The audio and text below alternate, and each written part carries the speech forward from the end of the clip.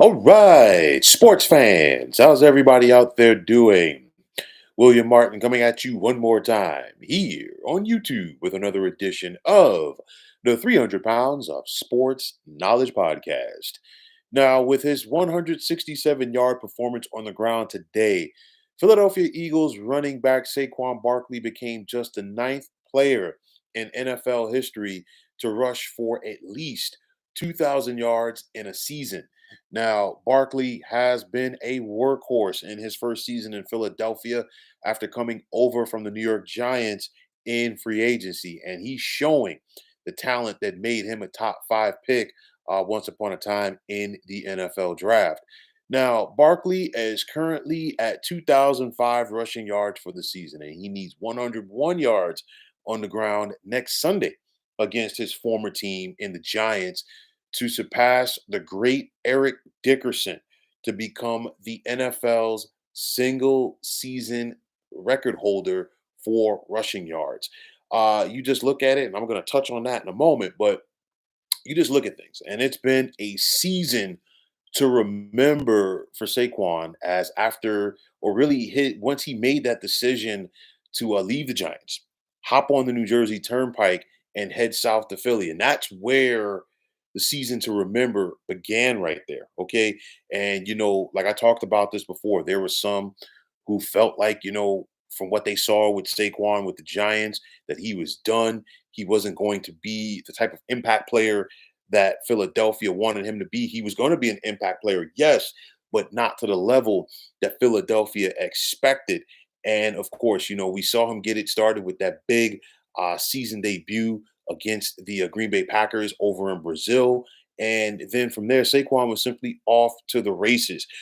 He's gained at least 100 yards on the ground in all but 5 games so far this season for Philadelphia. And of course, his two biggest games this season. In his return to MetLife Stadium, he had 176 yards on just 17 carries. And then we saw him a couple weeks after that put up 255 versus the Los Angeles Rams. And the bottom line is this: I don't care how good the flower is, it's not going to grow in bad soil. The New York Giants, as an organization, are bad soil. There's no ifs, ands, and buts about it. And now Barkley has been able to grow and shine in Philadelphia. So, one question is going to be, will Saquon break the record next week? I'll tell you like this: if Saquon does play, he's going to break the record for a variety of reasons.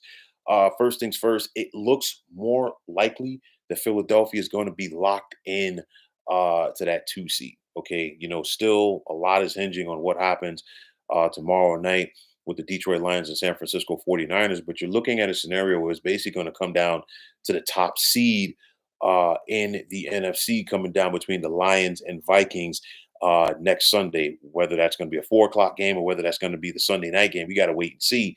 But nonetheless, Philly as a team might not have a lot to play for. Uh, I'm sure that the organization wants Saquon to get that record. And I'm sure there's probably part of Saquon that wants that record. But at the same time, I think he's looking at the bigger picture. He came to Philadelphia to be a part of a winner. Now, at the same time, very rarely do you have an opportunity to go out there and break a record like this. And I know some people are going to say, well, Eric Dickerson did it in a 16-game NFL season, which he totally did. But guess what? Once upon a time, there was a guy by the name of O.J. Simpson who was the first guy to reach a 2,000-yard mark in a season rushing. And of course, OJ did it in a 14-game season. So, of course, the season's been extended. The season's probably going to be extended soon. So, we're going to see more records fall. But nonetheless, Saquon still got to the 2,000-yard mark in a 14-game campaign. Now, Saquon does go out there and play. I think it will be fitting for a variety of reasons for Saquon to break the record against the New York Giants. Again, this was the same Giants organization that decided to pay quarterback Daniel Jones, a quarterback who was just released by the team a couple of weeks ago in favor of Saquon. They decided to allow Saquon to go out there and test the waters of free agency. And of course, once he found those waters in free agency to be much calmer and be much better than the murky waters for the Giants, they were kind of surprised that he didn't come back. And of course, basically they were trying to say, well, he's not going to be that guy. Well, guess what? Saquon's showing you that he's that guy and then some. And of course, he might say it on the outside. He might say all of the politically correct answers. I guarantee you, Saquon wants to stick it to the Giants if he does truly indeed go out there and play. But he's a humble young man and he wants to win and he wants to be a part of something special in Philadelphia. But again, opportunities like this to be the single season record holder don't come around the bend. It's not going to be a cheap thing. I guarantee you, if Saquon does go out there, he's going to ball out. So let's see what happens next Sunday. But nonetheless, of the 9 players that have reached 2,000 yards in a season on the ground, only the great Terrell Davis went on to taste Super Bowl glory that season. He did it in 1998 for the Denver Broncos. And of course, the Broncos that year were a runaway machine. Okay, you think about it.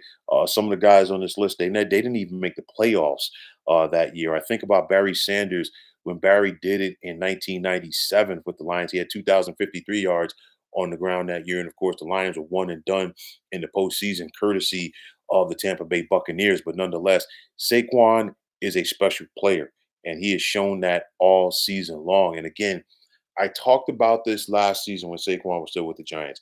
I talked about this heading into free agency. I said that the Giants were rolling the dice here, and the reason is Joe Shane is the Giants general manager is an analytics driven guy, but analytics don't account for things such as heart, such as determination, and such as leadership. And I said this all along. Saquon, even when he was still playing for the Giants, he was the one true leader that the Giants had on that team. And you let a guy like that go, who are you going to get to replace that leadership? And the Giants never had anybody. So aside from allowing your best player to walk out the door, you also allowed your best and one and true leader to go out the door. And Saquon has been embraced since he came to Philadelphia, and you could see his leadership. You could see how he is as a football player, how he is as a person.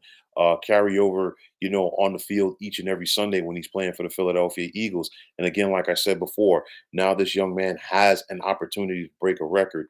Nick Sirianni, his head coach, I think is going to give him every opportunity to break that record. I think it's going to be up to Saquon whether they play him or not, because again, the Eagles might not have a lot to play for statistically wise as a team next Sunday as they're looking to get ready to make a Super Bowl push. But nonetheless, if Saquon decides to lace them up next Sunday afternoon against the Giants, we are going to be talking about a new rushing king for the single season in the National Football League. Wow, what a year, or what a 365 days has really been. Uh, Last year at this time, Saquon was finishing out the season with the Giants. Had a big game in his giant finale against these same Philadelphia Eagles at MetLife Stadium as the Giants blew out Philadelphia. Now he has an opportunity. He's basically more than doubled his rushing total last year for the Giants. Because remember, he limped through that season with a bad ankle.